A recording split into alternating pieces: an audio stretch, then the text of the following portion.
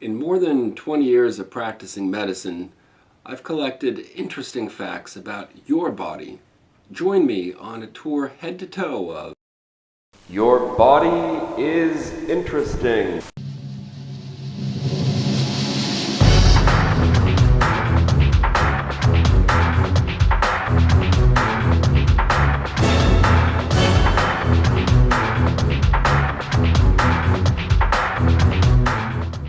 Just like your hair, your outer layer of skin is completely dead.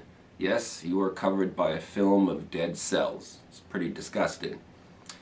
Now, you ever notice that house dust, like if you run your finger across a dusty table, the dust is always the same color, sort of the color of flakes of dried skin? Yep, house dust is predominantly human skin. Now, fingerprints are, they do serve a purpose. They facilitate traction, like when you're trying to flip a page on in a book, and they also amplify your sense of touch. The fingerprints in like crime scenes and police shows are used to ID people and at the DMV and other places. You would think that identical twins would have identical fingerprints, but actually fingerprints are specific even to identical twins. This is due to positional factors in the womb as the fetus is in the uterus and their fingerprints are being stretched in different postures. This influences differences in even their fingerprints. Now, primates do have fingerprints, like chimps, and so do a few other mammals. This includes koala bears in Australia. In fact, their fingerprints aggravate the police at crime scenes because they'll come up across the window that was broken into to gain entry into the house and find this fingerprint on the edge of the windowsill, and come to find that actually those are koala bear fingerprints. They must hate them. Speaking of the womb, no doubt in the womb the conditions are sterile. There's no bacteria. There can't be. And when a baby is delivered, the baby is exposed to bacteria for the first time. Starting off, the baby's skin is completely sterile without bacteria, goes through the birth canal and gets its first deposit of bacteria on its skin. Now, these bacteria, the normal flora of the skin, will proliferate and exist from that date on, generation after generation, which makes for a strange thought that to this day the bacteria on your skin are from your mother. My favorite disease which presents in the skin is the Black Plague. Now, a good way of summarizing this disease, the plague, is the nursery rhyme, Ring Around the Rosies. We all know it, ring around the rosies, pocket full of posies, ashes, ashes, we all fall down, is about the Black Plague of Europe. The term rosy is what they called a plague victim back then, because the disease would create bleeding under the skin, rose-colored hemorrhage underneath the skin, which would later turn black, just like a bruise does, and there you get the term Black Plague. And the disease originally caused by bacteria which live in fleas, and the fleas are on rats, and the rats are running around town, the fleas jump on the people, the flea bites the person, the bacteria goes into them and goes through their lymphatic system, typically from their legs, their feet and ankles, up until their groin, where lymph nodes in the lymphatic system get very much enlarged, and medically that enlarged matted group of lymph nodes is called a bubo, and so this is where the term bubonic plague comes from. Now how about the term ring? Ring refers to quarantine. The term quarantine was first coined during the plague. At the time, the Catholic Church ran things, and the official language was Italian. In Italian, the word quaranta is the number 40, and this comes from the fact that during this epidemic, if a town showed no new cases of plague for a full 40 days, then epidemiologically the epidemic has burnt out and it's safe to enter this town. Now, what they would do when people got infected in a given town is they erected houses on the edge of town called pestilence houses or pest houses, and any family that was infected would be sent to these temporary dwellings.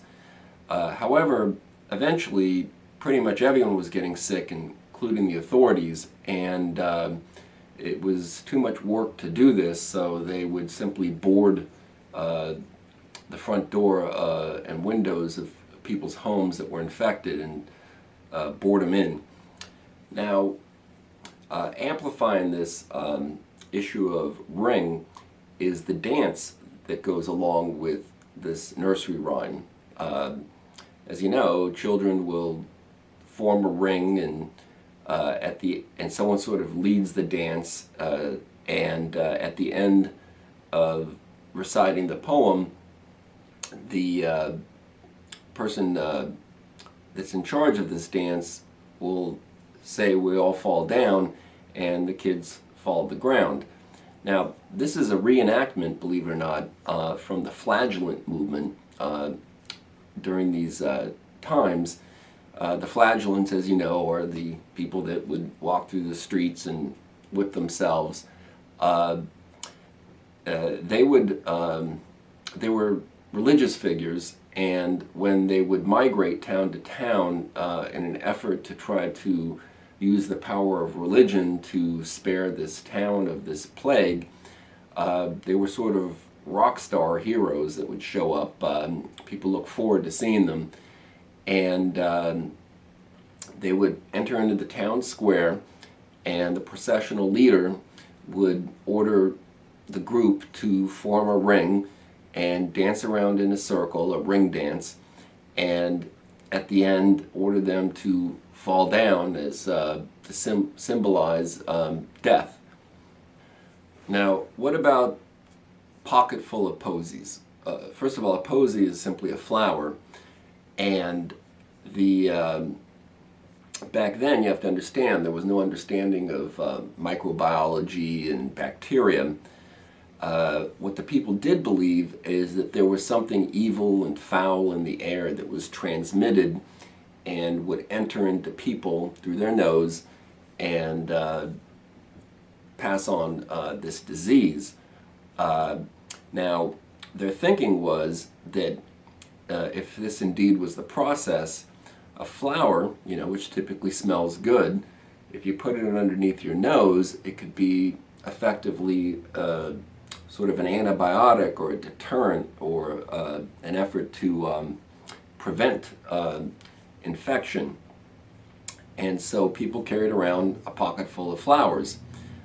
In fact, when the plague resurged in London years later, the Elizabethan doctor, that character you might have seen paintings of with the cape and the beak, the beak's purpose was sort of a chamber, and they'd fill it up with aromatic herbs and flowers for the same purpose. Bringing us to Ashes, Ashes. Some people think that this is a reference to mass cremations to deal with so many people dying. The church wouldn't have allowed that back then. That was forbidden, and so people were buried in shallow graves. But again, related to this concept of the foul air, towns would build multiple bonfires all over the place. Their thinking was that they were trying to cleanse the air. In fact, they were called cleansing bonfires. And consequently, the air was filled with a lot of ashes. No doubt this eerie imagery of ashes settling on somber souls made its way into the lyrics of this nursery rhyme. Now, some versions of this song, instead of saying ashes, ashes, says ashoes, ashoes, a reference to sneezing. Where that comes from is in ancient times it was believed that when you sneeze, your soul leaves your body and places you vulnerable to the devil. And so people would be blessed. The convention of saying God bless you when you sneeze dates back to the plague, but the Black Plague of Europe is actually a resurgence of a plague centuries prior during Pope Gregory's time. Pope Gregory is the fellow that's responsible for Gregorian chanting and the Gregorian calendar. That plague was a lot worse. It was killed 50% of the human race. Anyhow, he had decreed that anytime anyone sneezes, they must immediately be blessed because he believed that they would subsequently die. Now, his advisors basically misinformed him. The common cold, as you know, starts off with sneezing, and at the latter half of the week, you start coughing. Now, in the plague, you do cough, and ultimately you do die, but in bubonic plague, there is no initial sneezing phase. There's no sneezing at all. So really, what it should be these days is that if you were to cough, then people should say God bless you, but this tradition exists to this day. Finally, there's We All Fall Down.